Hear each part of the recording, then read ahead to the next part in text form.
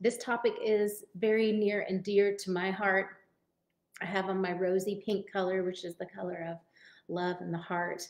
And today we're going to be talking about joy and the thing that we all as moms want more than anything in the world. Once we know our kids are safe, then there's that longing to feel joyful with them, to feel joy for ourselves, to feel lit up about our lives, to feel like we are making our kids' lives really beautiful and memorable and safe and loving. And today we're talking about joy. I could define all of that by saying joyful motherhood. So today we're going to look at 3 different approaches to creating joy for you as a mom and joy for your family. Okay, because joyful family follows joyful mother. Now, we all know that there are exceptions to the rule. There are bad days, there are moments. I'm not talking about those. I'm talking about as a general pattern that when you have a baseline mood of love, appreciation, and joy, so will your family have that. And again, we're not going to split hairs about can it be 100% of the time? No, it can't be 100% of the time. We're humans. We have feelings. We're up and down. I might have a bad day every now and then, but if my baseline general mood that I am in control of, that I am out in front of because I'm creating it intentionally, because I've got my hands on the dials and I know how to control that, then that's what's available for the family. So for your spouse, for your children, for the vibe in your home, your mood impacts the vibe in the house. And we all know it. You don't have to look very far to see this. I'm just going to silence these, you guys. Hold on one second.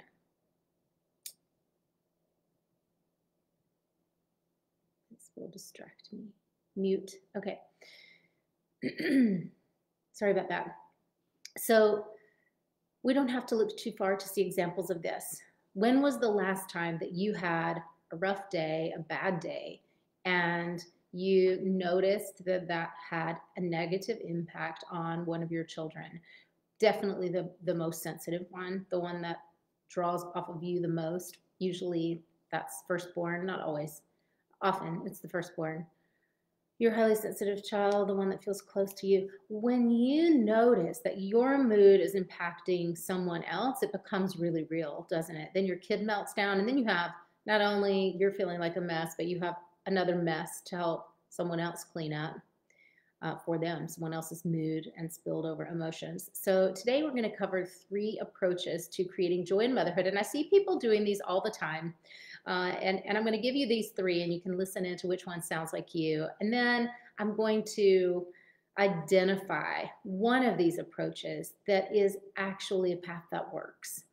People try all of these all the time, but I'm going to explain to you who this will work for and how you can do it so that you can start having success as a mom. You can start feeling accomplished, proud of yourself as a mom. You can start feeling like, yeah, I got this. Like, I know what to do. I'm feeling capable, even when things are hard, or even when someone has a really bad day or bad mood. I'm still good. I'm still good because I don't live waiting for other people to give me permission to be okay. Other people are always going to have their stuff going on, especially your spouse. That's something that we must create from the inside out for ourselves, and then our family can shift according to that. Okay? You with me? Okay, so let's start with the first way. So the first approach to creating a joyful family and self-satisfaction as a mother is to try to make sure that everyone else is okay / happy, okay or happy. Make sure everyone's doing okay. Make sure everyone's needs are met. If everyone else is taken care of, then I can relax. If everyone else is okay, then I can take care of me. I can notice what I need. All right, let's think about that for a moment. If I have my eyes on everybody else and I'm predicting what they need and I'm taking care of it and I'm trying to prevent a meltdown and I'm trying to keep the husband from getting too stressed, if I'm trying to anticipate people's needs even. And if you're good, if you're intuitive and you're connected, if that's one of your gifts, then this is probably your primary approach for you. So a lot of my clients have this as their primary approach, trying to make sure everyone else is okay, their needs are met, everyone's good, no, no matter that you've worked a 60-hour week, no matter that you have a deadline tomorrow morning and you haven't even started the project yet, no matter that you are starving and haven't moved your body in weeks and or whatever.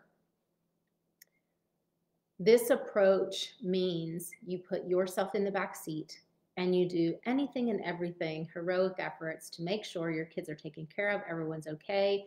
And the reason why this one is so big is because it extends to emotions too. So when people take on this approach, they also often try to prevent emotions, lower emotions, negative emotions. They try to prevent people from getting upset, and they try to prevent the bad mood from coming. And so it's probably no surprise as you listen that you can see where this is going to fall apart. But in case you can't, because you're stuck in it and you can't see what you're stuck in, I'm going to explain it. When you are trying to take care of everyone else's needs, and so much so that you're ignoring your own or avoiding that inner voice that goes, hey, Honor, it's time to rest.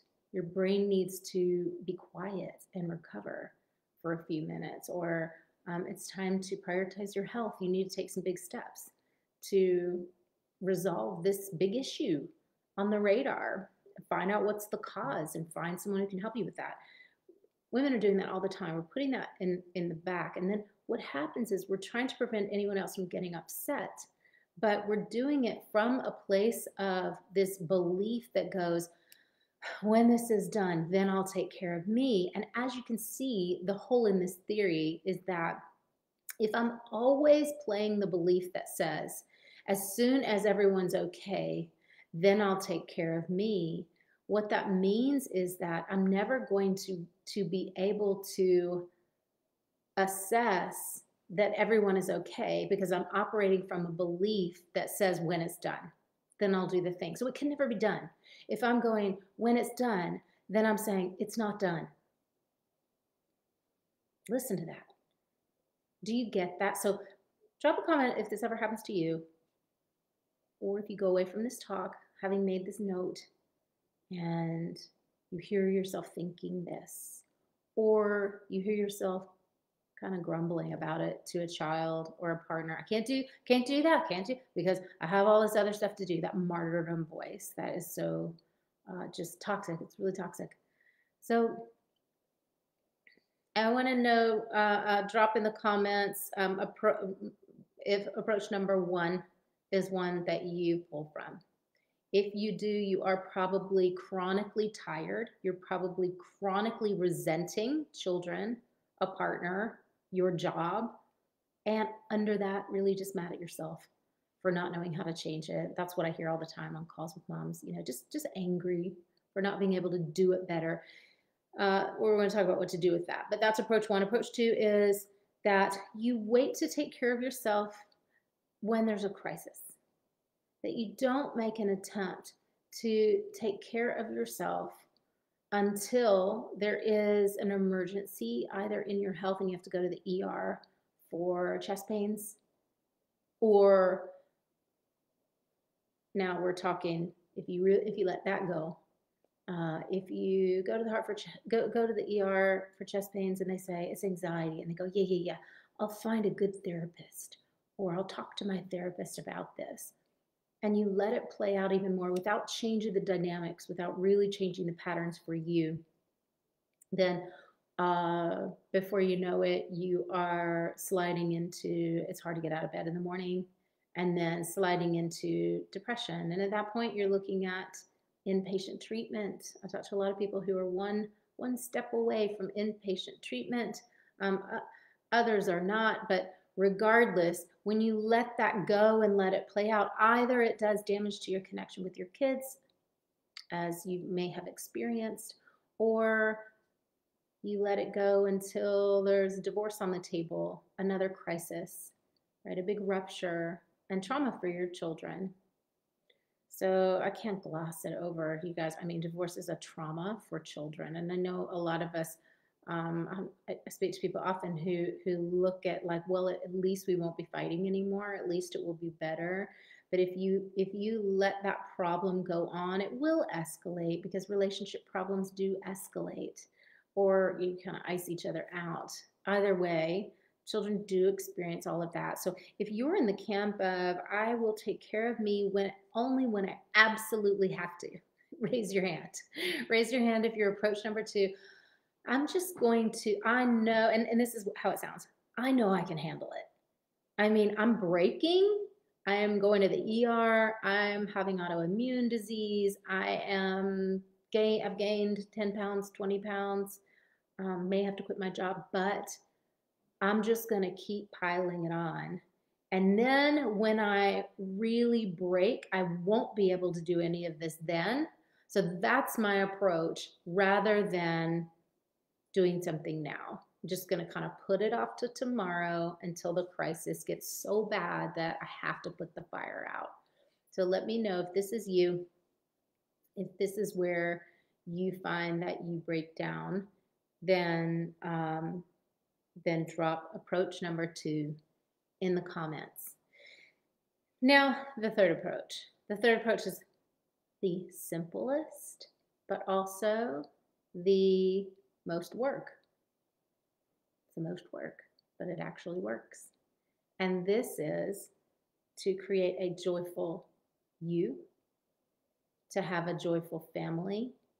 And it's a cycle. It's a beautiful, life-giving cycle of abundance. When you're joyful and your family experiences having a joyful you, that joy flows back to you. And that's grace. That's what grace is.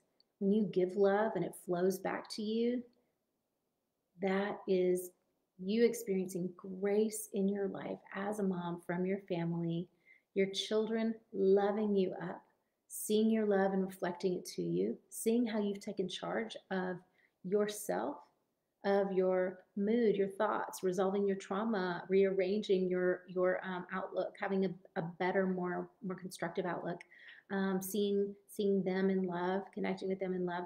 When mom takes responsibility for creating her joy or happiness, guess who else does? Anybody under your roof. And it's fantastic, because that makes your job easier as a mom. So I heard something interesting this week on a call with someone, and I was going through like, here's what it takes to create a joyful you so that you can have a joyful family. And part of this for some is resolving trauma. For most, resolving a trauma response that keeps happening in motherhood. A lot of it is squelching your fear-based thought patterns, really giving big upgrades to those. And a key to all of this is replacing that baseline of functioning from fear, anxiety, fight or flight mode to calm. A baseline of stability and calm. And that will never come from outside of you. That will never come from a spouse who resolves his own issues. That's not going to give you joy. It will never resolve your own anxiety and fear. You will just find it somewhere else. You'll create it or manifest it somewhere else. If it lives in us, it will show up in our lives. It will, no matter how healthy our spouse is or becomes, or how much healing your child does. If you hold something in you that has yet to be addressed or resolved or shifted, then it is going to show up again in another form. That's laws of the universe. That's emotional relationships. That's relationship dynamics. That's basic psychology. So Joyful you means joyful family. How do you create a joyful you? I know that this is like the $1,000,000 question and why you guys are here. How to reduce overwhelm in motherhood. It's not having a chore chart. It's not quitting your job and having more time available where you can be present. It's learning how to be present now in whatever circumstance you're in. It's the difference between blaming situation or thinking if I change the situation, then I could relax. If everyone was okay, then I'll be okay. If I put out this fire, then everyone will be able to kind of chill out. It's the difference between that, those old ways, and this new way of I create my life.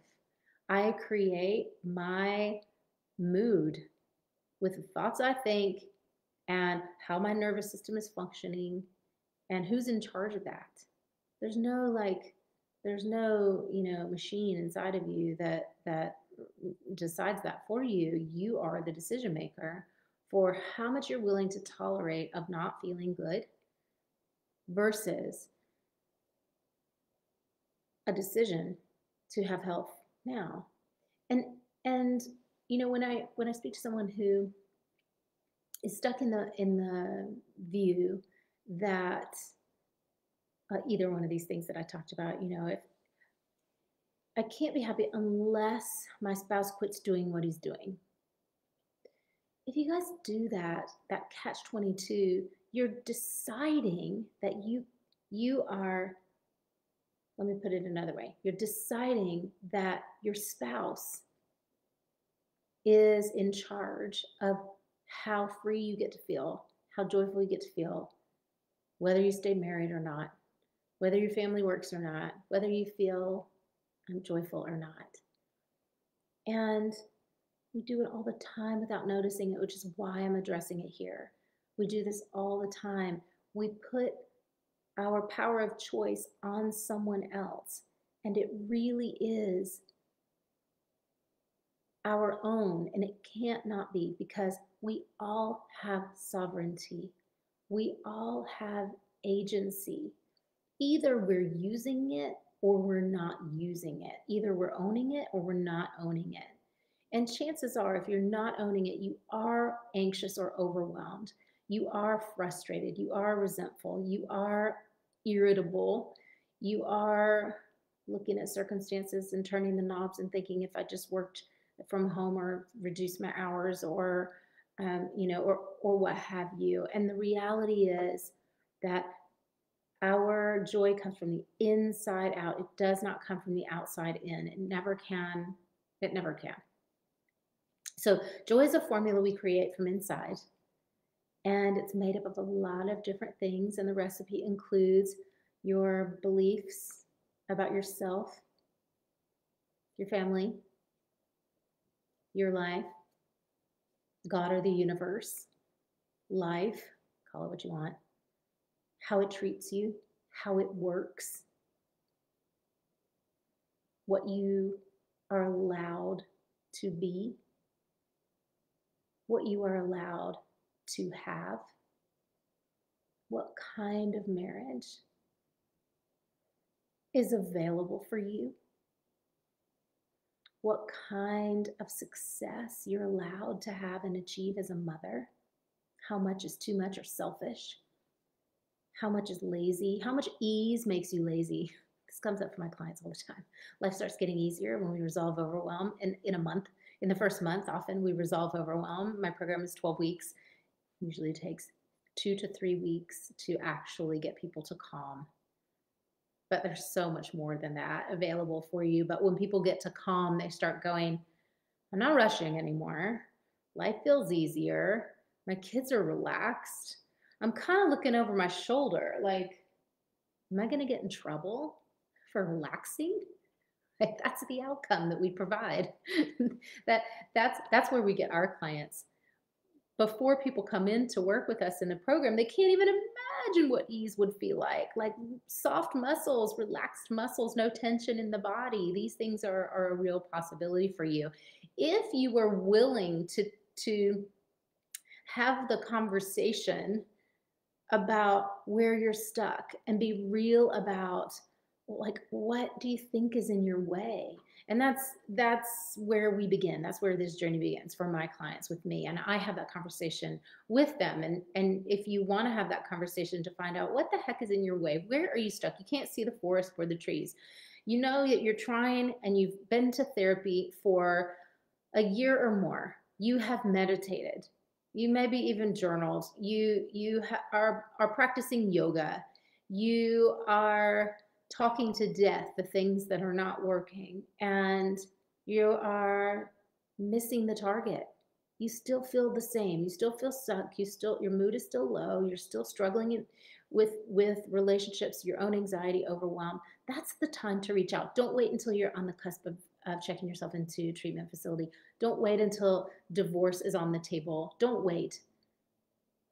Waiting is just, remember, it's that approach. It's waiting for a crisis or waiting till everyone else is taken care of. And I can promise you that it will never be true that everyone else is just good now. That's never going to happen. People are, when you set this up as your dynamic in motherhood, people always have problems. They're always expecting you to solve them until you shift the dynamic and go, this is going to be easier. Everybody in my house is going to start taking responsibility. This is how it's going to be. And you guys, it really does take shifting our own belief systems to be able to do that and mean it and hold it and sustain it. To be able to stand in the face of a spouse who is being critical or inflammatory or criticizing you, or you're criticizing them. To be able to shift that pattern and say, no more. I'm not doing this anymore. It takes being in a place of really solid energy within yourself. You got to unplug from holding everybody else's mood. You've got to learn how to be in charge of your own energy. Prerequisite number one to joy, and we teach people this starting day one in our intensive program. You have to learn how to not hold everyone else's energy for them or be trying to fix it, but instead be solid in your own energy so people can move in and out. So you can be that beautiful grounding presence for your family. That really is a huge precursor to joy. And then once you get that dialed in, it's dialing in your baseline of calm. From there, then we can up level you and that into success in your relationships. But can't do that first. First, it's reworking the internal piece for you. Because God, I mean, don't we deserve ease? Don't we deserve for it to be easier? Don't we deserve to not do more than is humanly possible as one person? I just feel like we've done that enough as moms. We all have enough generations behind us, at the back of us, who have sacrificed their own happiness to raise children, to support a spouse. And I'm not saying I'm against that. I'm all about emotionally supporting and loving and creating safety for the family. But to do it, to sacrifice your health to do it, is just not okay in my book. It's just not okay. When are we going to say that's enough? Time for my health, time for me. So please do interact with this talk and leave me your comments. And I want to hear what you desire to take away from this, what you desire to change for you. And if you're wanting to start a conversation about what maybe where you're stuck, what's going on for you that you can't see, just get on my calendar. Book a call with me. I'll put the link after I post this video. I'll put the link so that you can go straight to my calendar. Again, if you wait, you're just welcoming more of what's happening now. You won't know what's available to you until we explore that. So if you want my help, book a call. I'd be happy to help you and to see what's on the other side and then see if I can help you. And if I can't, I'll refer you somewhere else. But if I can, then we can really feel into what is that? What is on the other side for you when you access joy every day? Okay.